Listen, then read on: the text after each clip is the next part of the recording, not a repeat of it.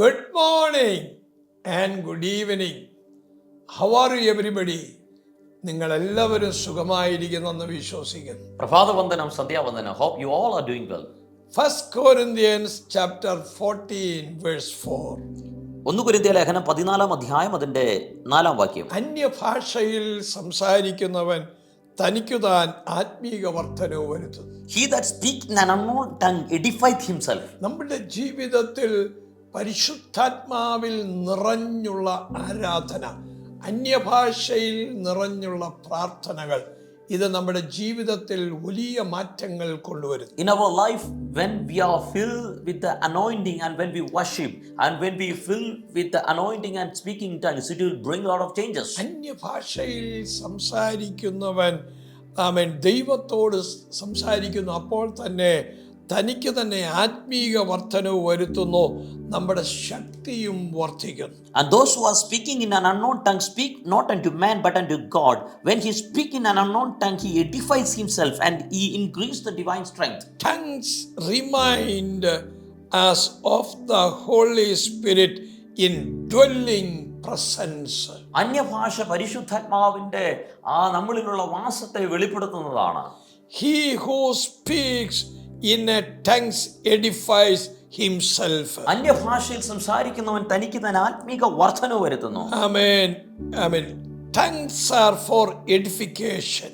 അന്യഭാഷ എന്ന് പറയുന്നത് ആത്മീക വർധനവിന് വേണ്ടിയാണ്. Amen. Speaking in tongues build up and recharge our spirit. നമ്മുടെ ആത്മമനുഷ്യനെ പണിയുന്നതും അത് വീണ്ടും റീചാർജ് ചെയ്യുന്നതുമാണ് അന്യഭാഷയിൽ സംസാരിക്കുന്ന നമ്മുടെ ഉള്ളിൽ നിന്നും ആത്മാവിന്റെ നദി പുറത്തേക്ക് ഒഴുകുന്നതിന്റെ സൈനാണ്. It's a sign that the spirit of God is overflowing out of our belly. It's a sign that speaking tongues. അന്യഭാഷയിൽ സംസാരിക്കുന്നതിലും അപ്പുറത്ത് വലിയ കാര്യങ്ങളുണ്ട്. And there are greater things than speaking in tongues.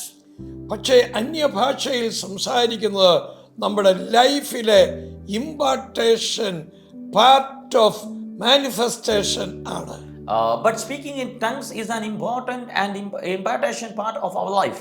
Speaking in tongues is a critical key in releasing and using other gift of the spirit.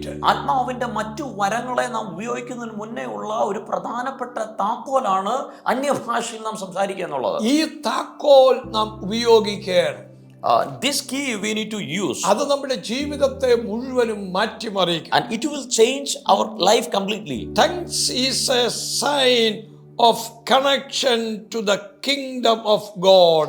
ദൈവരാജ്യവുമായിട്ട് നാം ബന്ധപ്പെട്ടിരിക്കുന്നതിന്റെ ഒരു അടയാളമാണ് അന്യഭാഷയിൽ സംസാരിക്കുന്നത്. യേശുവിനെ അനുഗമിച്ച ശിഷ്യന്മാരുടെ മേൽ ആത്മപകർച്ച വെളിപ്പെട്ടപ്പോൾ അവർ എല്ലാവരും അന്യഭാഷയിൽ സംസാരിച്ചു. The disciple of Jesus who followed him, when the power of the Holy Spirit came upon them, they all started to speak in tongues. Acts 19 പഠിക്കുമ്പോൾ അപ്പൊല്ലോസ് കൊരിന്ത്യയിൽ ഇരിക്കുമ്പോൾ, when we study Acts 19, when Apollos was there in Corinth, പൗലോസ് ഉൾപ്രദേശങ്ങളിൽ കൂടി സഞ്ചരിച്ച് എഫെസോസിൽ വന്നു. Paul, having passed through the upper coast, came to Ephesus. അവിടെ ചില ശിഷ്യന്മാരെ കണ്ടു. And finding certain disciples, പൗലോസ് അവരോട് വിശ്വസിച്ചിട്ട് പരിശുദ്ധാത്മാവിനെ പ്രാപിച്ചുവോ എന്ന് ചോദിച്ചു. and Paul asked to them, how you received the Holy Spirit since you believed? അവരുടെ വാക്കുകൾ വളരെ രസകരമാണ്. And they answered very funnily. അവർ പറയുന്നു, ഇങ്ങനെ ആത്മാവ് ഉണ്ടെന്ന് പോലും ഞങ്ങൾ കേട്ടിട്ടില്ല. And they said unto him, we have not so much as heard whether there is the Spirit. ആമേൻ. അപ്പോൾ പൗലോസ് അവരുടെ മേൽ കൈവച്ചു. And Paul laid hand upon them. അവർക്ക് വേണ്ടി പ്രാർത്ഥിച്ചു. And he prayed for them. പരിശുദ്ധാത്മാവിന്റെ നദി അന്യഭാഷയോടെ പുറത്തേക്ക് വന്നു. And the river of the Holy Spirit, just like a tongue manifested in their life. പരിശുദ്ധാത്മാവിൽ നിറയാത്ത ഒരു വ്യക്തിയാ ഈ വചനം കേൾക്കുന്നതെങ്കിൽ, and if you are a person you are not yet received the power of the Holy Spirit, നിങ്ങൾ പ്രാർത്ഥിക്കുമ്പോൾ ദൈവം ഈ ശക്തി നിങ്ങളിലേക്ക് പകരും. once you pray, God is going to send His power over you. ഇനിയും നിങ്ങൾ പരിശുദ്ധാത്മ നിറവ് പ്രാപിച്ചവരായിരിക്കാം. And sometimes you may be received the power of the Holy Spirit. ഈ ആത്മാവിനെ കുറിച്ച് കേട്ടിട്ടില്ലാത്തവരും പ്രാപിച്ചിട്ടില്ലാത്തവർക്കും വേണ്ടി നിങ്ങൾ കൈവച്ച് പ്രാർത്ഥിക്കുമ്പോൾ അവർ പരിശുദ്ധാത്മാവിൽ നിറയും. Once you lay hand upon the people, those who have never yet not yet received the Holy Spirit,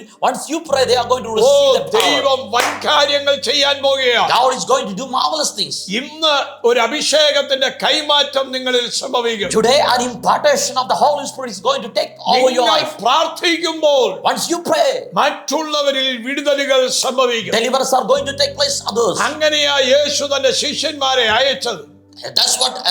That's what how Jesus sent to his disciples. അതാണ് ആമേൻ പറഞ്ഞത്, നിങ്ങൾ പുറപ്പെട്ടു പോകുവീൻ. That's what Jesus said them to go.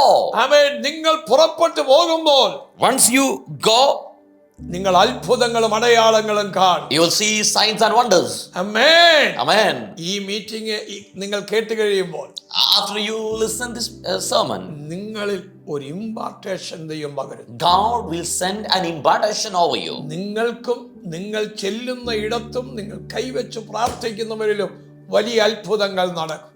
Upon you and also the places where you go and the people that you are laying hand, mighty deliverance will take ഞാൻ place. നിങ്ങൾക്ക് വേണ്ടി പ്രാർത്ഥിക്കാൻ പോകും. Right now, I'm going to pray for you. യേശുവിന്റെ നാമത്തിൽ In the name of Jesus, ഒരു വലിയ വിടുതൽ ദൈവം കൽപ്പിക്കണമേ. Lord, send a mighty deliverance. ഒരു വലിയ miracle സംഭവിക്കണമേ. Let a mighty miracle happen. അങ്ങയുടെ കരം നീട്ടണമേ. Lord, stretch your hand. യേശുവിൻ നാമത്തിൽ തന്നെ. In Jesus' name. ആമേൻ. നിങ്ങളിൽ ദൈവം ഒരു മിറക്കിൾ ചെയ്തു കഴിഞ്ഞിരിക്കുന്നു. God has already done a miracle in your life. നിങ്ങൾക്ക് ഈ ആത്മനിറവ് കിട്ടിയിട്ടില്ലെങ്കിൽ ദൈവം തരുന്നു. And up to now, you have not yet received the power of the Holy Spirit. God is giving that. ആത്മനിറവ് പ്രാപിച്ച നിങ്ങൾ മറ്റുള്ളവർക്ക് പ്രാർത്ഥിക്കുമ്പോൾ അവരും ആത്മാവിൽ നിറയപ്പെടും. Those who receive the power of the Holy Spirit, once you pray for others, they are also going to fill with the power of the Holy Spirit. ആ gift നിങ്ങളിൽ പകരട്ടെ. May God give that gift over you. God bless you. Love you.